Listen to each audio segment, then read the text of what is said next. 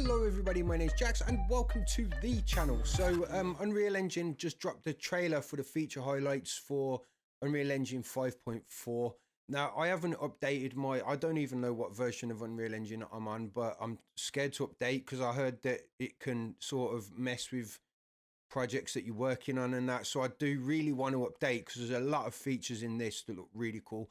But I'm just going to play the trailer and maybe chat about it afterwards. I'm not going to really say too much for the trailer, so let's go. So I'm for 4.5 minutes. So these are some of the new features of Unreal Engine 5.4. Hey everyone, Unreal Engine 5.4 is here. Check out some of the highlights. First up, UE 5.4 has powerful new tools for setting up and animating characters directly in the editor. With Modular Control Rig, you can build animation rigs from understandable parts instead of complex granular graphs. Here you can see us setting up a leg in just a few steps. Automatic retargeting makes it faster and easier to get great results when using bipedal character animation of known skeletal types. The skeleton editor is now more performant and offers more functionality. There's also a suite of new functions that make the deformer graph more accessible. For animation authoring, we've focused on making our tools more intuitive and robust while streamlining workflows. Case in point, animation-friendly gizmos means you can quickly and easily pose characters using just the middle mouse button.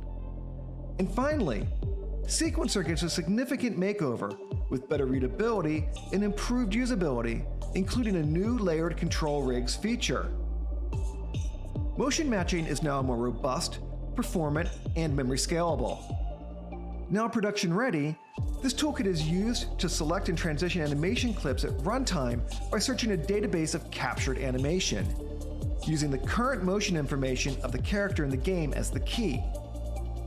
There's also a suite of debugging tools that gives visibility into its inner workings. We've invested significant effort into improving rendering performance in UE 5.4. This includes refactoring the systems to enable a greater degree of parallelization, adding GPU instance culling to hardware ray tracing, optimizing shader compilation, and more. Nanite continues to receive enhancements, starting with a new tessellation feature that enables fine details, such as cracks and bumps, to be added at render time without altering the original mesh.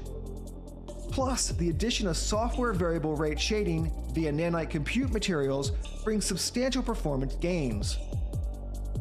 Temporal super resolution has received stability and performance enhancements to ensure predictable output regardless of the target platform. And finally, Movie Render Graph, a major update to the Movie Render Queue, enables you to set up render layers with a node-based architecture. Next up, UE 5.4 introduces a new motion design mode that's been developed in conjunction with leading broadcasters. It's equipped with specialized tools for authoring complex 2D motion graphics, including 3D shapes, cloners, effectors, modifiers, animators, and more. In this release, the virtual camera tool is now supported on Android as well as iOS. VCam workflows are also now fully supported in Unreal Engine on macOS. On the VR scouting front, we've introduced a new, fully customizable toolkit that utilizes XR Creative Framework to support OpenXR HMDs such as Oculus and Valve Index. For ICVFX, we've added depth of field compensation for in-display. Using the real world's camera position and lens parameters, it renders a corrected depth of field in Unreal Engine on the LED wall to compensate for the additional blurring introduced by the physical lens. Along with other depth of field enhancements, this dramatically improves the realism and plausibility of LED wall shots. New in this release is Unreal Cloud DDC, a self-hosted cloud storage system for the Unreal Engine-derived data cache. Designed for distributed users and teams, it enables you to efficiently share Unreal Engine cached data across public network connections. Our local DDC also now uses a new server architecture, offering improved data conditioning performance, faster load times in Pi workflows, and other benefits. These are just some of the highlights of the Unreal Engine 5.4. You can find out more about all the new features and download the release on UnrealEngine.com. Enjoy! Dude, way too much to talk about in that, man. It's like all that stuff is way above my pay grade. It's like I'm not even close. Like all that stuff that was just in there then is like looks foreign to me. Like a lot of that, it's all new stuff. It's pretty much all new stuff as far as I'm concerned. Like I am a complete beginner as well. It looks like they're hitting the animation thing hard.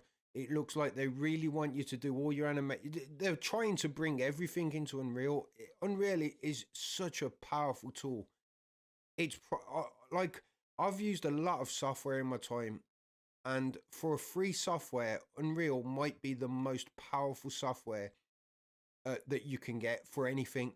For anything, because you can make websites on it, you can make videos on it, you can do animations in it, you can make games in it, you can make 3D virtual reality games, you can make films. I don't know if I said that. You can make VFX.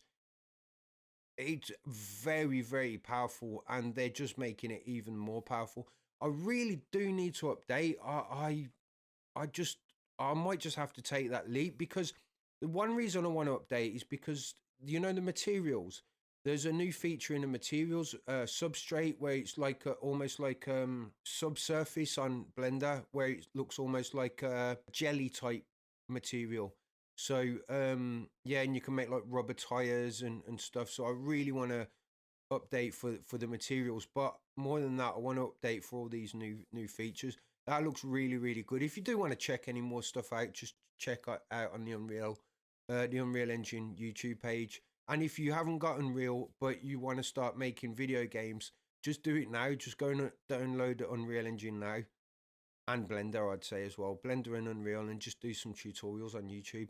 But yeah, that looks brilliant. I will be updating soon, but I just need to make sure that it's not going to ruin any of my current projects. But yeah, that's about it, guys. Thanks for watching, and I'll see you in the next one. Goodbye.